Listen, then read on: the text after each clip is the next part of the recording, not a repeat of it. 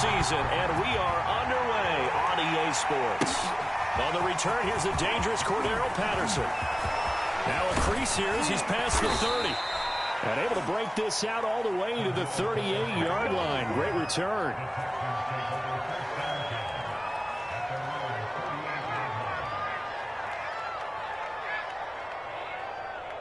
So here's a 1st and 10 at the 38.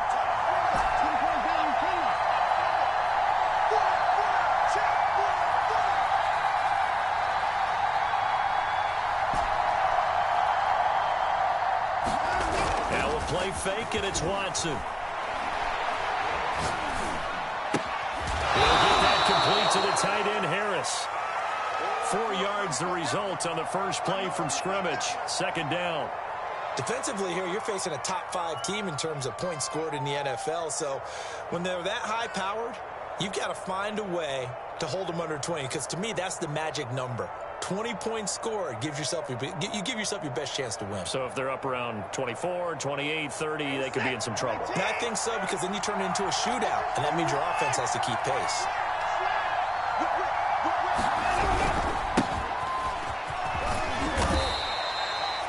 He was solid last week, over 100 yards in their victory on the ground. They want to get that going again. Absolutely. What they also understand is that from week to week, it's not necessarily the same, but they want it to be, right? What they saw last week on the ground, they want to see in this game as well.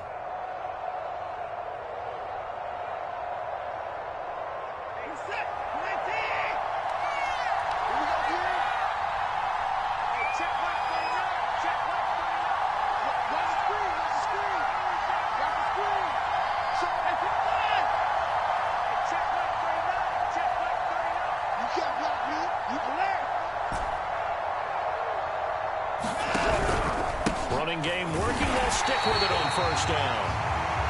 On the stop was Aaron Donald.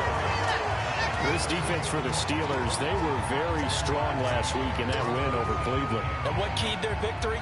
The pass rush. Got to the quarterback 6 times for sacks, and plenty of other turbulence in the pocket for him as well. Hard to throw the ball downfield when all you're seeing is opposing jerseys come at you. Here's 2nd and 9, just a yard on that last run.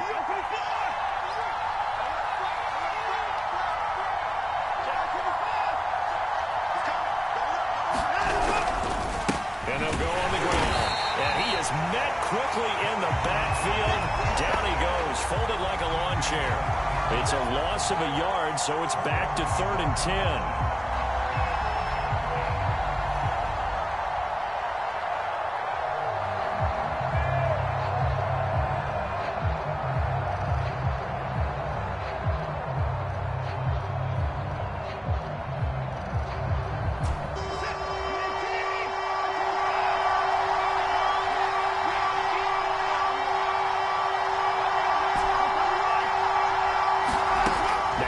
And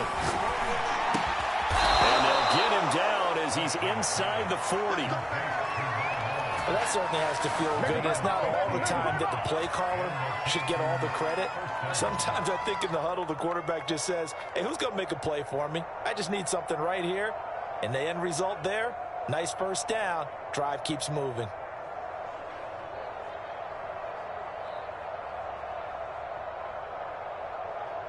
Operating out of Steeler territory now. Here's 1st and 10 at the 38.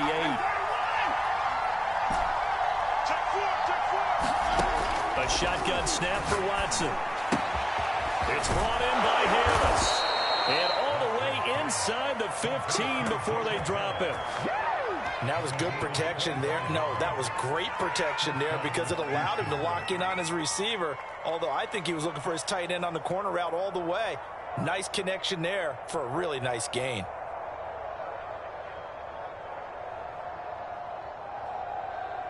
Clock rolling as we hit the midway point of this 1st quarter. From the red zone now, Watson. And he just throws this one away. Smart decision here this close to the end zone, and it brings up 2nd down. So many times we've seen him try to escape the pocket and do something with his legs, but in this case, the pressure was too intense, and he made the wise choice to just get rid of the football and make sure no one was going to get it.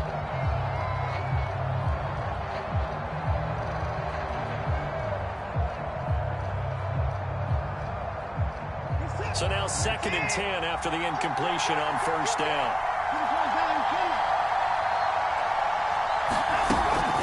Now a give, right side. Hawkins. And he's going to work this one down to about the 5. That'll leave them with a 3rd and 2 coming up. They got 8 yards there. So much of the game today, we're looking for hybrid players, guys who can do a combination of jobs. And anyone who plays a strong safety position, now more than ever, is a hybrid-type player. Half defensive back that covers passes, and half linebacker that makes tackles. We just saw the linebacker make that play. Oh, this will be incomplete. The rush gets home just as he was letting that go. That could have been worse. Instead, it's 4th down.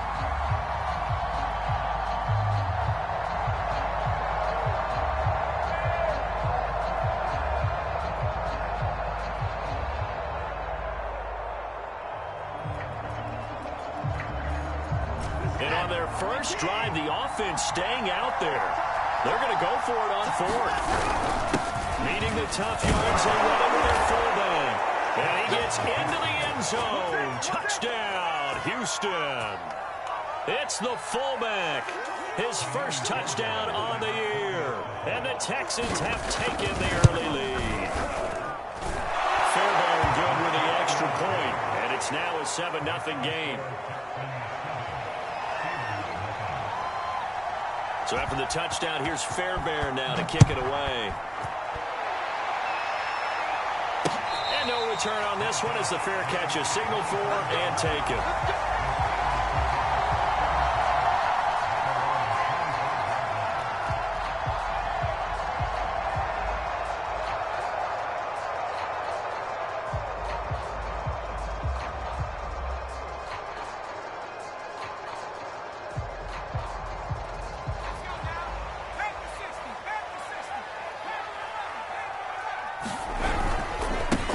They'll run for the first time with DeAndre Swift. And he gets this one just shy of the 40. They'll mark him down at the 39. He's obviously a bit of a shorter running back. Sometimes when he goes up the middle like that, he gets lost in there and then he pops out for 10, 20 yards. I actually asked NFL linebackers if that was true. Do you actually lose sight of some of the smaller running backs? And all of them confirmed that that can be a problem. Think of it this way. 2 of the top running backs in NFL history, Emmitt Smith, Barry Sanders, both 5'10". Eric Kendricks in on the tackle. I feel like I can see what he was thinking on that carry. Wanted to follow that big tackle through the hole. Ended up only getting 4 yards on the carry. I think he had designs on that one being bigger.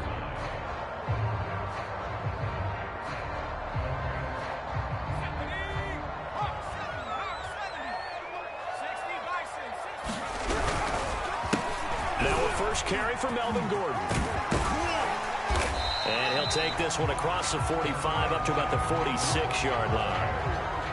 Typically, we think it's the strong safeties that are better tacklers, especially closer to the line of scrimmage amidst traffic. But in this case, how about the free safety coming up and making the big-time play? He'll try to run it. Here's Gordon.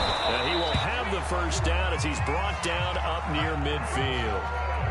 I haven't met a football team yet that runs the ball successfully that doesn't talk about having an attitude to be a running football team, right? You got to be able to put your nose in there, smell where the first down sticks are, and get there.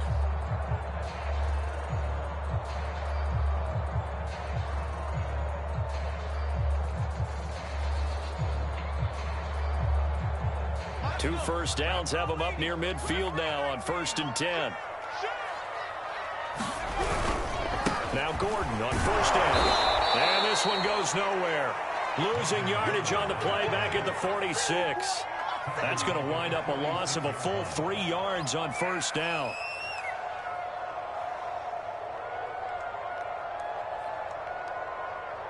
After the loss, they'll come up 2nd and 13. On the give, this is Harris. And forget about finding a lane. He barely had time to look up before he was planted in the backfield. This will be a loss of 3, and now a much tougher 3rd down looming.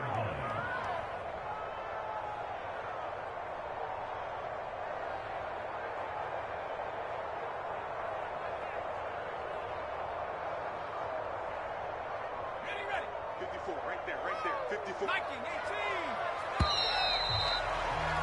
After one, 7-0 on EA Sports.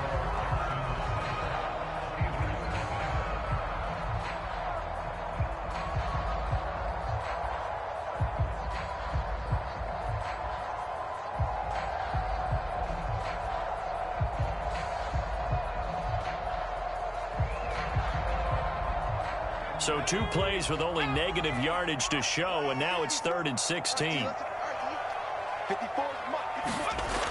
He'll look to throw.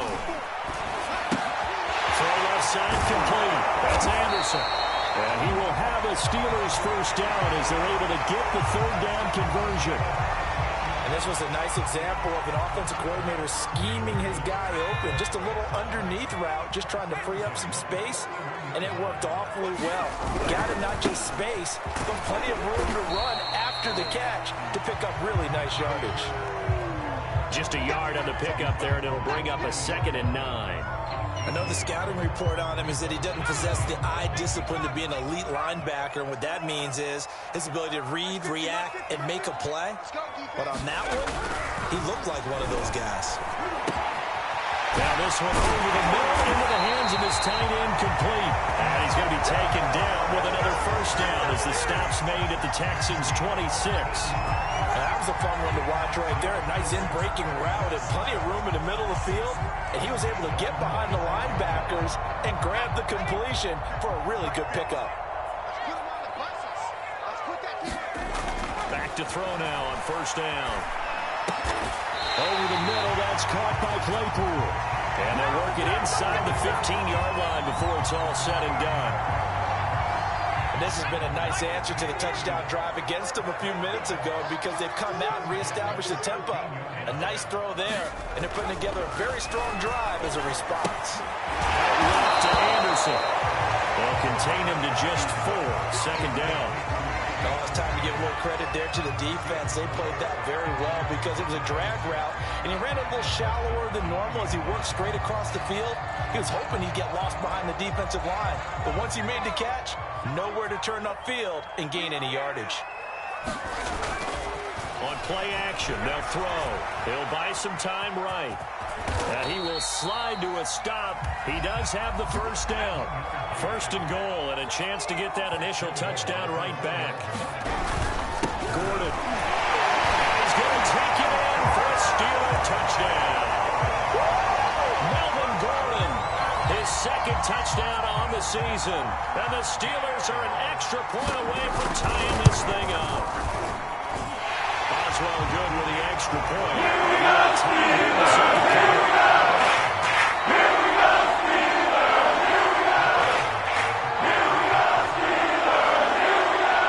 Had it. Each team has scored. 7-7 here as the kick's away. And that one will bounce out of the back of the end zone, so we will start here at the 25.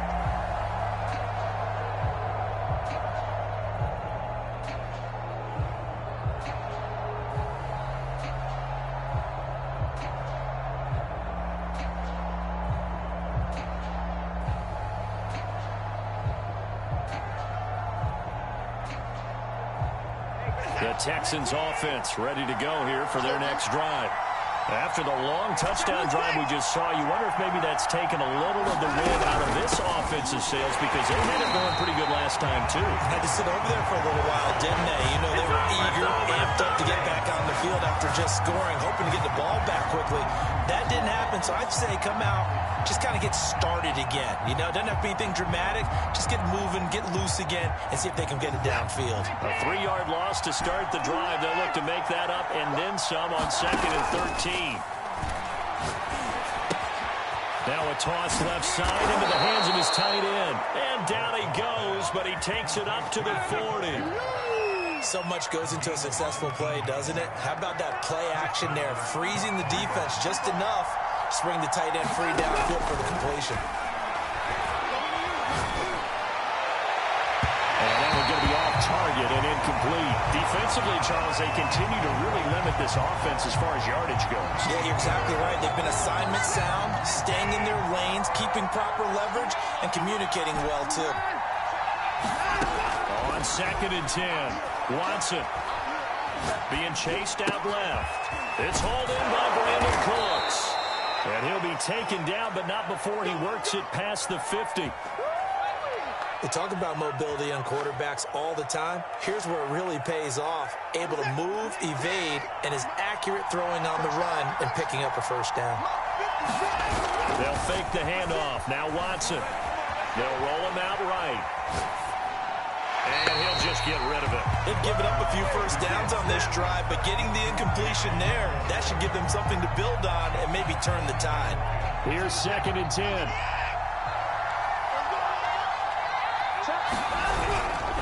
And he'll give it here to his running back. And they'll bring him down after just a short pickup. He'll get only 3 there, so it leaves him with a 3rd and 7 ahead.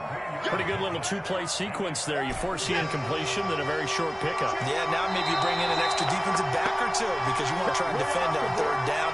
They like to play those nickel or sub packages, don't they?